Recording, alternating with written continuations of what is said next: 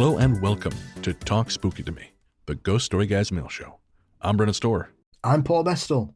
And this is our chance to hear from you, our listeners.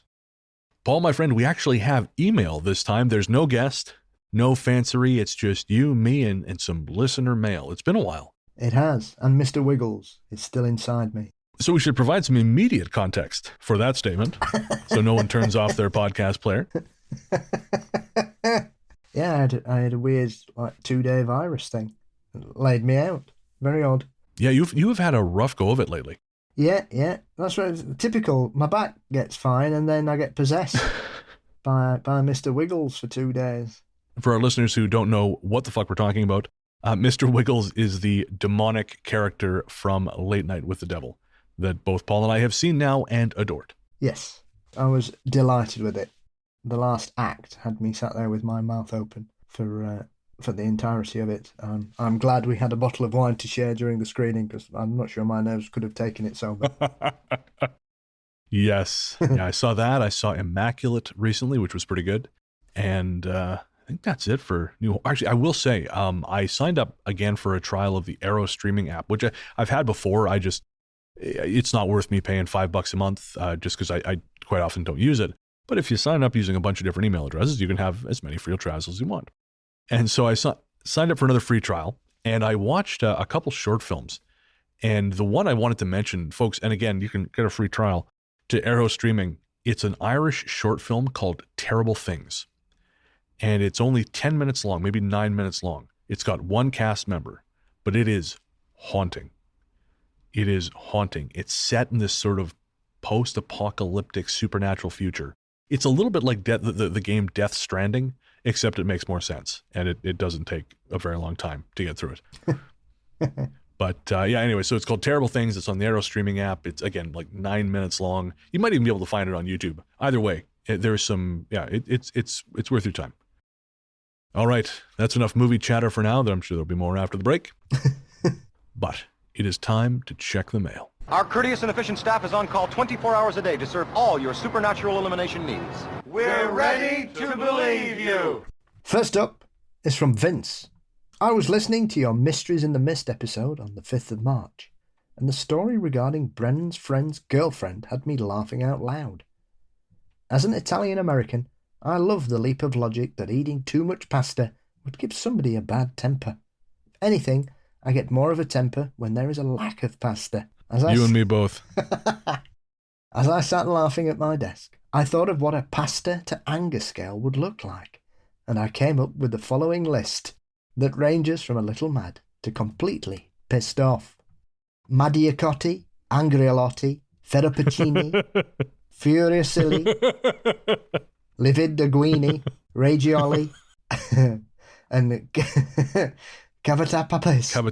Cavatapist. Cavatapist. Thanks again for a great show. There's always something interesting to discover about the supernatural, folklore legends, and their historical, social, cultural contexts. I really appreciate how you present and structure all of it together. It helps provide a richer listening experience, gives me a lot to think about, and provides more opportunities to learn about fun subjects. Sauce Sealy. Vince. Oh, Vince, you make my terrible Italian heart proud. Thank you very much.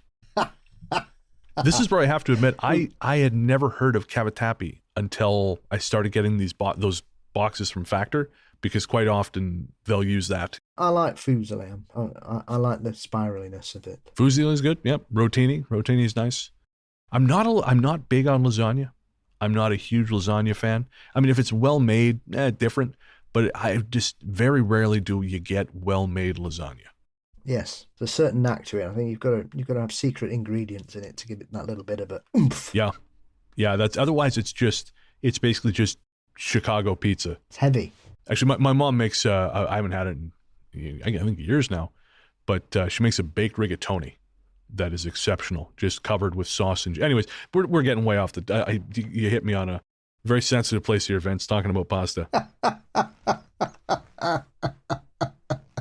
Next up is from June. June says, I was listening to your Mysteries in the Mist episode and the love you were giving Black Labs.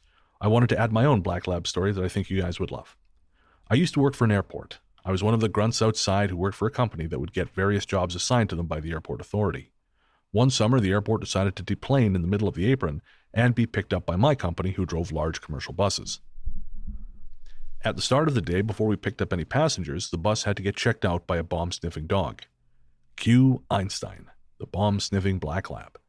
There were a couple dogs, like another who was named Diesel and was a black German Shepherd, but my favorite was Einstein. He was friendly, lovable, and incredibly good at sniffing for bombs. They trained him that if he found a bomb, aka the chemicals that make up a bomb, he would signal and then get his favorite toy in the entire world as a reward. But, bless his heart, he would get depressed if too much time went by and he didn't find a bomb to get his toy. Or more hilarious, eventually he'd just fake a bomb to get his toy. Can you imagine a bored, depressed black lab deciding Joe Schmo has a bomb because it has been too long since he last has to play with Mr. Squeaky? Of course, the handlers are very aware of Einstein's antics and made sure to plant fake bombs on the bus every once in a while after he's already cleared it for the day.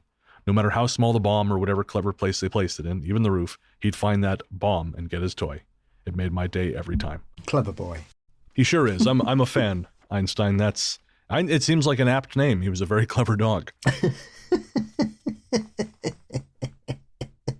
Fabulous. I do like that. The fear that people must have gone through if the dog came up to them, nervous enough about flying anywhere, and then all of a sudden they get nosed out as a potential bomb carrier. Terrifying. just because Einstein wants his toy. Just give the damn dog his toy, guys. Give him his toy.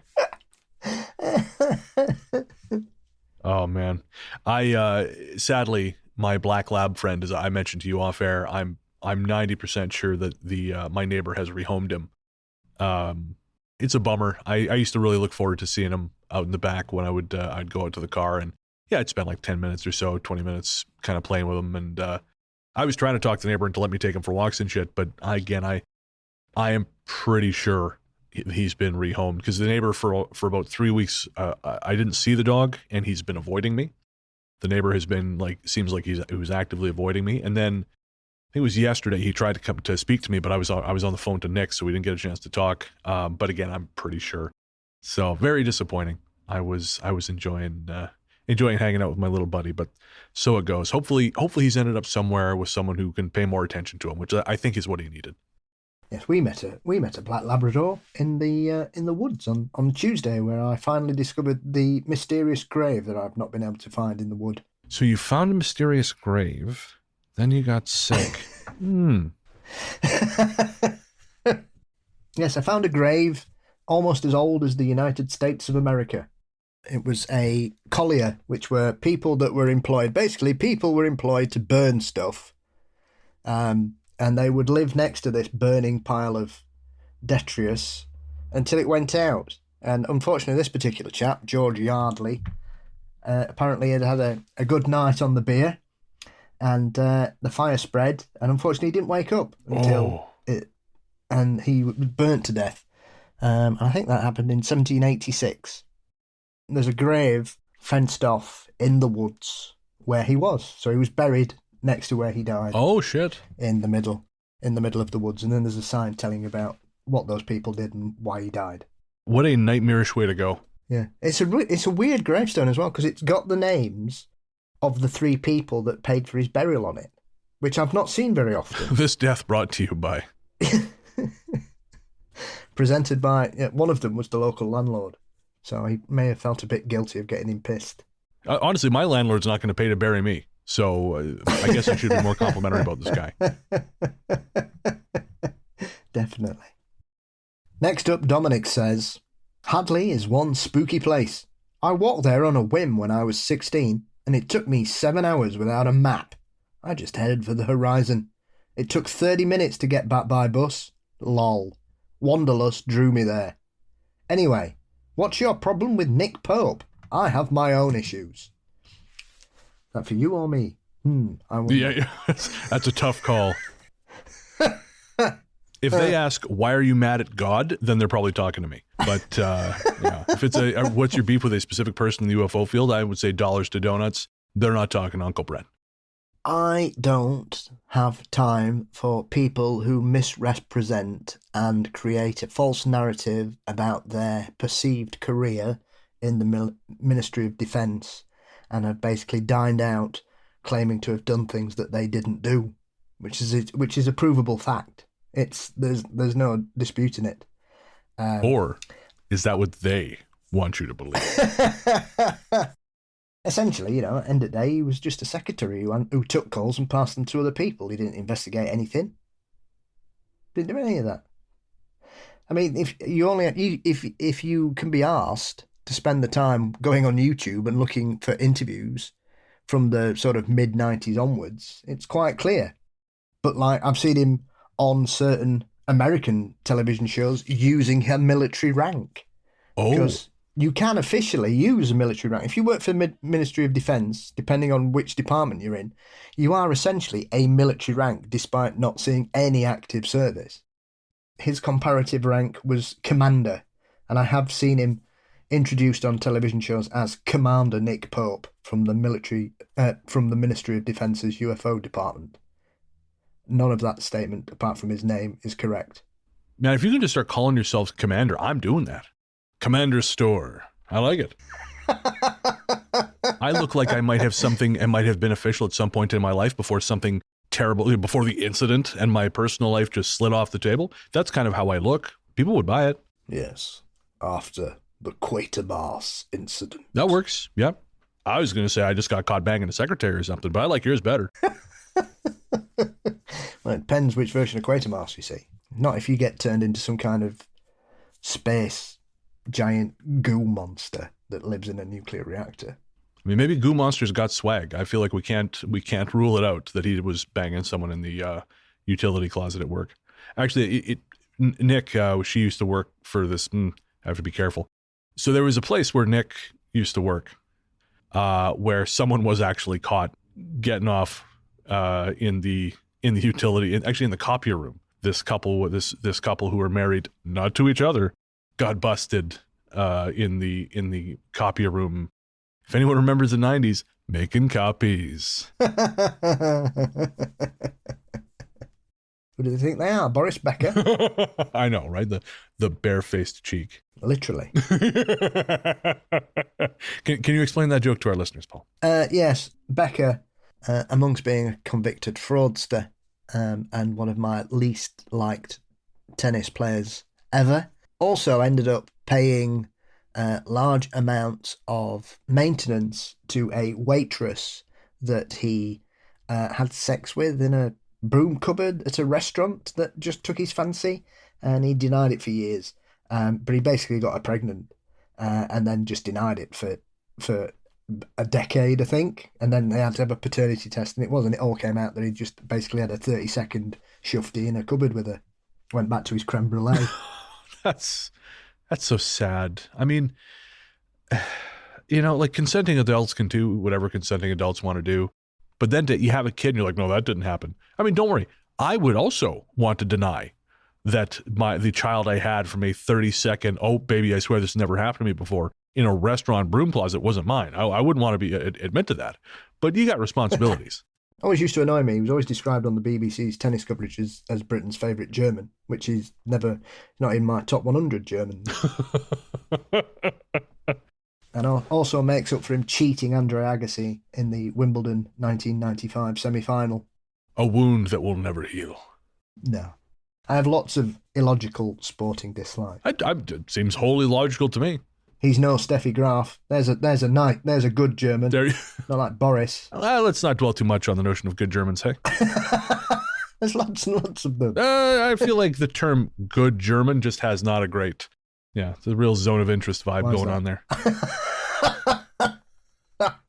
Next up, we have another comment from Spotify. And if you listen to us on Spotify, 1, hello, and 2, we would love if you would rate the show. I know quite a few of you have, but if you listen on Spotify, 5 stars is very, very helpful.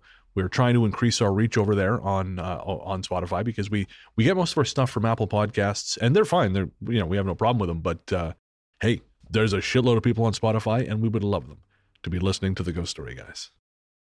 So this one's from Jamie. Jamie says, oh, there's a nice quick one. Love you guys. Okay. BC drunk response. Next will be a sloppy hug and a kiss. Lol. Hey, Jamie. Thank you. You're my bestest friends. Love you. What he said. That was me the other night. I was at the pub. Yes. Well, I can't say much. We went for a drink after the film on Sunday, and I don't remember getting in. Oh, really? Yeah. They're good nights. Oh, so you went for a drink, but it was not just one. Well, we went for one, and then we thought, we'll go somewhere else. So we went somewhere else, and then we ended up having loads of baby Guinnesses. Oh, what's a baby Guinness? It is Tia Maria topped with Baileys in a shot glass. Interesting. Yeah, I think we had about 10 each. Oh, man. And about 6 pints. We were dancing. I know that. Oh, man. So pints of Guinness or? No. Just shot. We had like pints of beer. Okay. And then just the shots of baby Guinnesses. Okay. Yeah, man. Yeah. I went out with a friend of mine about a month ago, and I drank about 6 Guinness. And ooh. Oh, God. And I mean, I had some tequila too, so that kind of factored into why I felt like shit the next morning. But I genuinely think it was just my body going, why are you making us process 6 pints of fucking Guinness? What is wrong with you? Good for your iron levels, though. Oh, well, yeah. I'm essentially Popeye now. Oof. Jesus. That was rough. I was like when you and I were out at that night at the convention. You know, I drank like 10 pints of Guinness. Oh, God, I felt like hell the next day. Good time. What was it? You had me drinking something else. Was it Pimm's and lemonade? No. Martini Rosso and lemonade. That's it. Martini Rosso and lemonade. That was some good shit. But the next morning, not so good. So, Jamie, what we're saying is we get you and we appreciate it.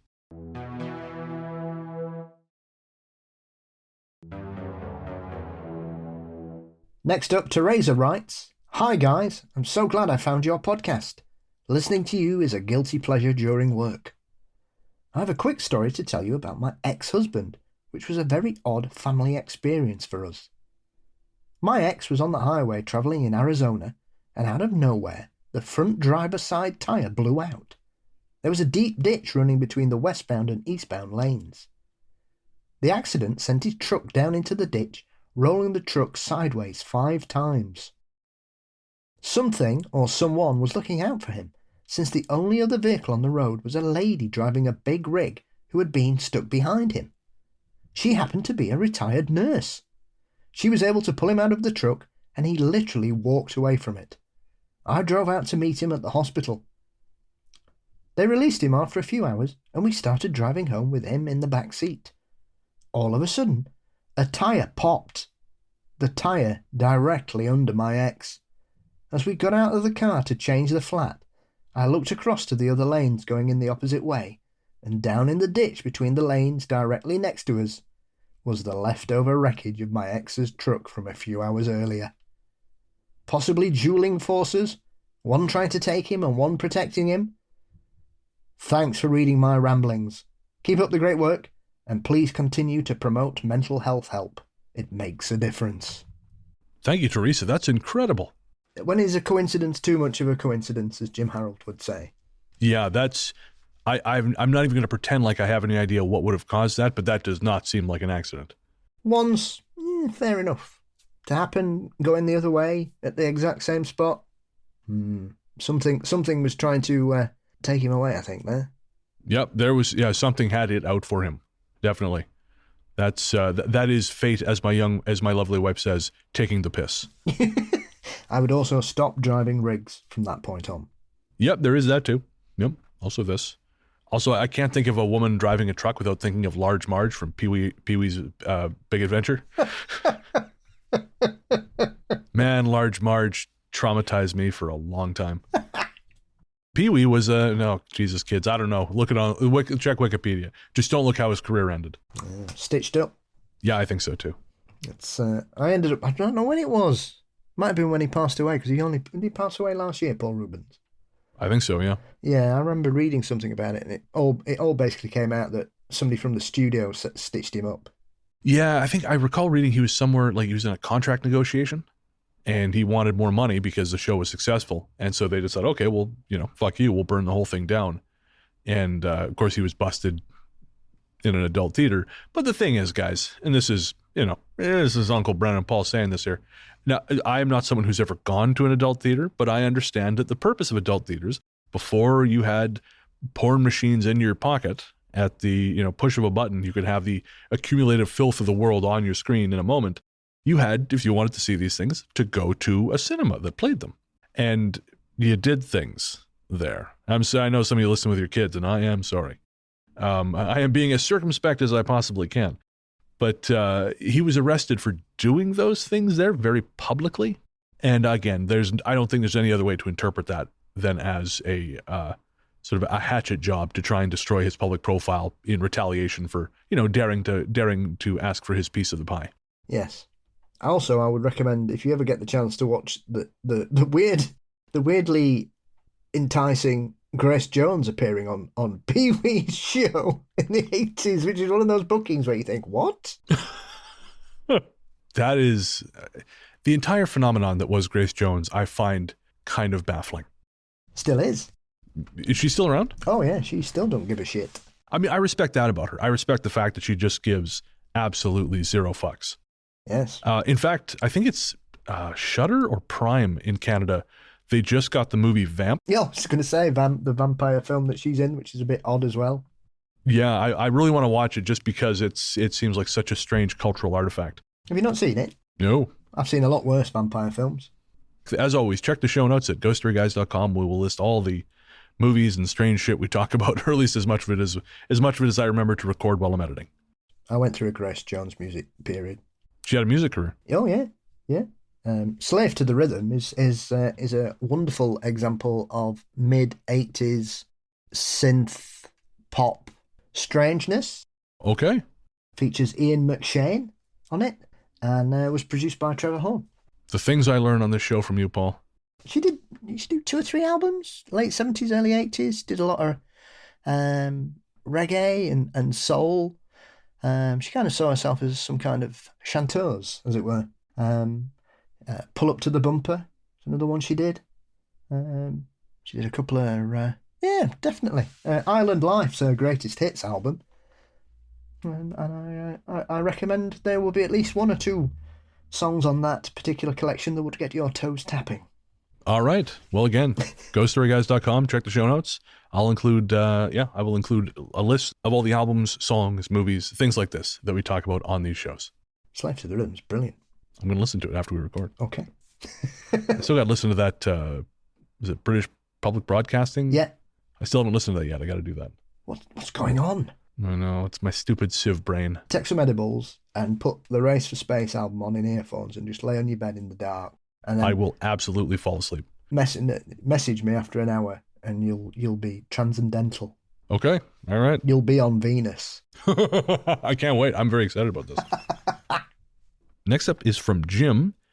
Jim says, "Hi, listening to episode 184 on Unseen World. The discussion of curtains and privacy came up.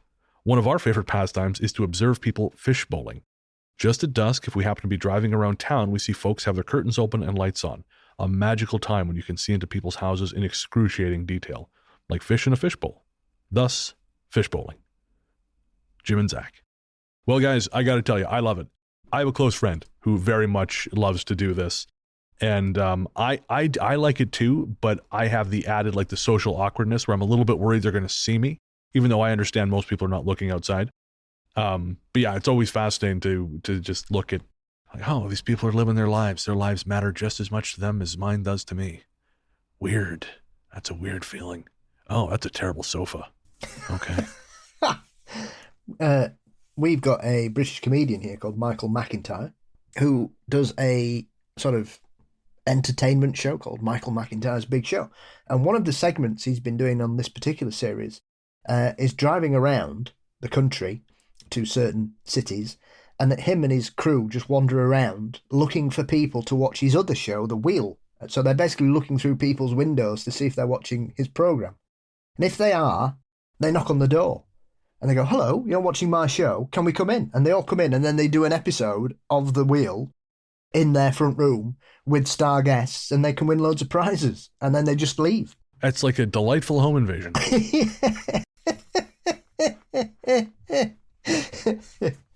So yeah. Sounds like one of the better Strangers sequels. Next up, Ruth writes, last year, during the full moon of July, I had a dream where an older gentleman in a long grey coat and a fedora walked right into my house. Excuse me, I said, this is my house. I don't have time for this. He walks through a door where my dining room is, but there isn't a door there now. I start banging on the door that doesn't exist and demand that he gets out of my house. He comes out and says, and then just walks out the door. I woke up, checked the front door, and it was locked, and there was no wall within a door. The first full moon of August, I had another dream.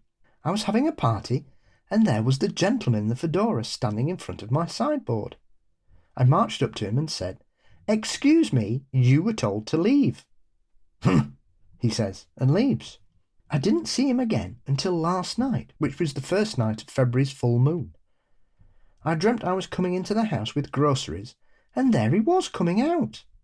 Oh, come on, I said. I know. He put on his fedora. It's your house. I won't be coming back. I've finished what I had to do. And he walked off down the street. Everything was fine this morning until I got into the shower when it hit me. What the hell did he do? I've been searching around the house all day and haven't found anything. What are your thoughts? That's really interesting, Ruth. What are your thoughts, Paul? I'd be interested to see if the house has been changed. Has it been remodeled? So where she thought there was a door, or where he walked through a door, was a door previously? Has the house been remodeled and moved around? And just because he's done what he needed to do doesn't mean it's anything negative. Oh, yeah, 100%. He could have been visiting his ghost pet that he left there. It's always hard to say with this stuff, right? I mean, if you were talking to your own subconscious, it's possible that whatever function he was performing, maybe there was some kind of subconscious emotional processing that needed to be done. It could be that. And again, if you were sort of speaking to someone outside yourself, like an entity that, you keep running into, again, I just think it's entirely possible that whatever he has to do is unrelated to you and your experience. Again, I don't think it's negative at all. I just think I think we tend to view these things as confrontational just because we're territorial, I think, as a species. And I think, obviously, as we've mentioned on this show many times before, I think the media has kind of preloaded us to think of everything as scary. But it doesn't sound scary at all. Sounds like whatever was going on, Ruth, you may have just allowed someone to accomplish whatever it was they needed to accomplish so they could move on to whatever comes next. He was certainly listening anyway. Yeah, that's a bonus. I mean, one of the most harrowing calls I ever heard was on Coast to Coast. And I think it was a more recent one. I don't think it was an Art Bell one. I think it was George Norrie. But some guy called in and, it was George Norrie and some guest. And this guy was genuinely upset. He said, there's an entity in my house and it keeps kicking my bed. He said, I need it to stop because it'll wake me up. This kid will come in and kick my bed. And of course, the guest was some bullshit charlatan. And he said, oh, you just need to own your space and all that crap. And that didn't work. He said, I've tried that. This thing doesn't listen. And the charlatan said, well, no, he has to listen. Well, no, motherfucker, obviously he doesn't. Again, I think we've talked about owning your space in the show. And I think that's important when you're dealing with paranormal, when you're dealing with this kind of weird shit. I do think there is a certain amount of power and intention. So I think if you say, no, get the fuck out, this is my space, I don't want you here, again, I think that's a really powerful thing to do.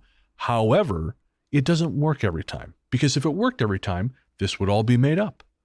It would be something, because again, I think if it worked every time, that would say to me, okay, well, this is something happening in my head. If I can just tell it to go away, because there's no other problem in the world. If my landlord comes to my door and goes, hey, where's rent? And I just say, be gone, he's not going to go away. Compels you.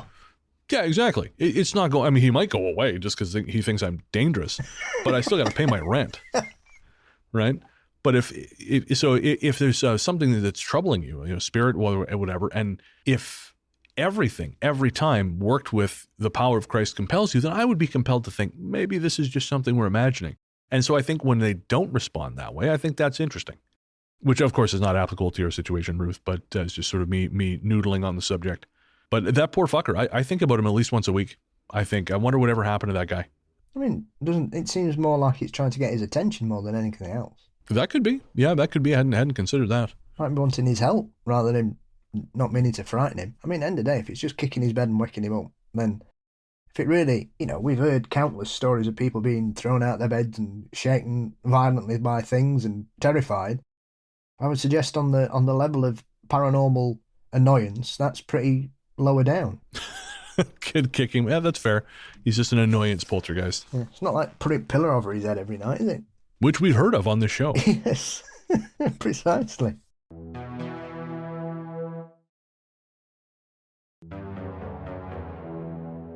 All right, so we have one more letter from Jennifer.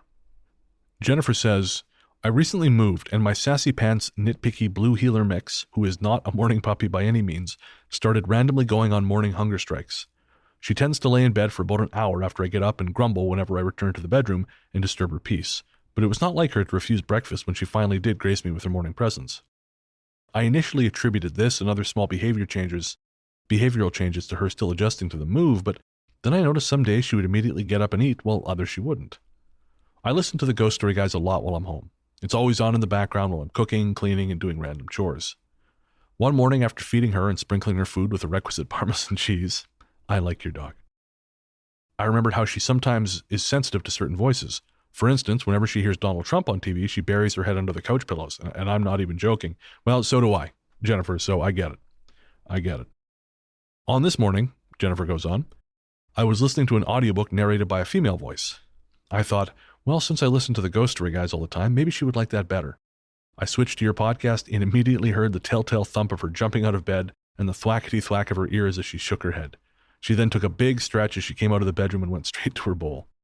In all honesty, I was quite the skeptic at first. Must have been a coincidence. But over the last 2 weeks, I've been experimenting, and sure enough, she only eats her breakfast if you two are chatting away in the kitchen. She even prefers your voices to silence. I just thought I'd let you know that your true biggest fan, other than your partners, I'm sure, is my girl Dream. Her devotion is so deep, she goes on hunger strikes in protest if she can't be heralded by the melody of your voices every morning. Also, you can never stop making the podcast now. I cannot bear her wrath. I've attached photos of your number one fan for your enjoyment. Stay spooky. Oh, Dream is adorable, Jennifer. That just made my day. Yes, well, one of my friends does call me the dog whisperer, so that just conclusively proves it. There you go. Yeah. So it's the power of Bestel. Bless. I'm sure she's adorable. Yes. Theo's like that. I mean, he's here as we record these days, and whenever we're recording, he comes in and he just lays on the bed, fast asleep. Oh, I love that. And the cats try like hell to get in the room, yeah. So, I mean, we must be doing something right, although I think that's mostly just to piss you off. Yes, and that only seems to occur on a Thursday when we're doing the main show, not when we're doing Talk Spooky, because she's not bothered tonight at all. Fascinating. The cat's like, what's the most high-pressure time I can annoy Dad? What's the one thing they cannot do on any other night and has to be done in that 3-4 hour span? Ah. Strange. Very strange. But, I think people don't credit animals with enough intelligence or maliciousness on that particular cat's part. Because they all have foibles. I mean, one of my old cats many years ago was called Daisy. And she was never bothered about the television unless Blackburn Rovers were playing. I don't know the Blackburn Rovers. Well, they're a football team here in the UK, and they wear a sort of half white, half blue kit, which isn't very common in the UK. There's a couple of teams that wear a similar kit, but not exactly the same. So I put it down, it must be the colour pattern that attracted her, because she would watch the television when they were on. Anybody else, she just wouldn't bother. And to be fair, there was a lot of football to watch. And she wouldn't watch any other game unless it would involve Blackburn Rovers. Okay. Is it Bluey the dog? The kids' show apparently is designed. It's the animation has certain colours that are attractive to dogs, or have I made that up? I don't know. It's entirely possible. The only reason I'm even peripherally aware of Bluey is because of the parenting podcast I listen to. But that is my only window into the world of children's television. My niece is aged out of that stuff, and just not part of my world. There's always some weird, strange shit that's put on for children's entertainment. In the Night Garden here just was balmy. What was the Night Garden? I don't know. I couldn't make sense of it, Brennan. I had no idea what was going on half the time. It's just When weird characters making strange noises. When did it air? Or is it still airing? I have no idea. I don't know if it was still airing. It certainly was on about 10 years ago. Fascinating. No, I've never heard of the Night Garden. Yeah. It's not to the level of say, the Clangers or Bagpuss. Yeah, there was some kaleidoscopic horrors in children's television when you were a kid. Yeah, I mean, the Clangers were great. As I've said many times before, one of the greatest moments of British television was when they found a handbag on the moon. Soup Dragon lived inside the moon. Ooh, ooh. And on the note of Soup Dragon on the moon, we draw this episode of Talk Spooky to Me to a close. Thank you, Jennifer. Thank you to everyone who wrote in or commented on Instagram, Spotify, YouTube, all those places. We try to pull comments from as many places as we can. And again, if you're listening on any of those platforms, always feel free to comment. Spotify, you can comment on the episode-specific Q&A, and we'll publish your comment, and we'll try to read it here on the show. Same thing with, again, YouTube, Instagram, all those places. Paul, my friend, where can everyone find you online? You can find Mysteries and Monsters across all social media platforms and on all podcast sites. I'm Largely the Truth on Instagram, Threads, Blue Sky, and Letterboxd. You can find my other show, Weird Together, on podcast platforms everywhere. And of course, we like to finish Talk Spooky with a musical track. And on this episode, we are going to feature another song from Nakatomi Freefall, who recently joined our label, Night Harvest Recordings. Of course, their latest album, as we mentioned on the last show, is Can't Find the Words, the instrumentals. And this time around, we're going to share the track Lost Souls of Santa Mira. It is the lead-off track from that album, and I think you folks are going to enjoy it. If you like what you hear, make sure to head to nightharvestrecordings.com for more information on Nakatomi Freefall. You can search them out on music streaming platforms everywhere, or you can find more of their work at nakatomifreefall.bandcamp.com. All right, that is going to do it. We will see you next week for episode 186, and until then, we will leave you with Nakatomi Freefall.